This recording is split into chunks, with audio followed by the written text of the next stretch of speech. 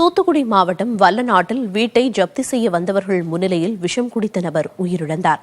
இந்த சம்பவத்தை கண்டித்து வியாபாரிகள் கடையடைப்பு போராட்டத்தில் ஈடுபட்டனர்.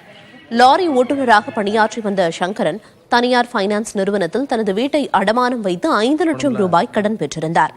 சில மாதங்களாக வட்டி செலுத்த முடியாததால் பைனான்ஸ் நிறுவனம் தொடர்ந்த வழக்கில் வீட்டை ஜப்தி செய்ய நீதிமன்றம் உத்தரவிட்டது. இதையடுத்து காவலர்கள் துணையோடு வீட்டை ஜப்தி செய்ய பைனான்ஸ் நிறுவன ஊழியர்கள் வந்தபோது சங்கரனும் அவரது மனைவி பத்ரகாளியும் விஷமருந்தினர். வாயில் நுரை தள்ளிய நிலையில் சங்கரன் உயிருக்கு போராடிய போது அவர் நாடகமாடுவதாக நினைத்து காவலர்களும் தனியார் நிறுவன ஊழியர்களும் அலட்சியமாக இருந்ததாக கூறப்படுகிறது. 45 நிமிடங்களுக்கு பிறகு மருத்துவமனையில் இருவரும் அனுமதிக்கப்பட்ட நிலையில் சங்கரன் உயிரிழந்தார். அவரது மனைவிக்கு தொடர்ந்து சிகிச்சை அளிக்கப்பட்டு வருகிறது. இந்நிலையில் தனியார் நிறுவன ஊழியர்கள் மீது உரிய நடவடிக்கை எடுக்க வேண்டும் என வலியுறுத்தி சங்கரன் உடலை வாங்க உறவினர்கள் மறுத்துள்ளனர். இவர்களுக்கு ஆதரவாக வல்லநாட்டில் 100க்கும் மேற்பட்ட கடைகளை அடைத்து வியாபாரிகள் போராட்டத்தில் ஈடுபட்டனர்.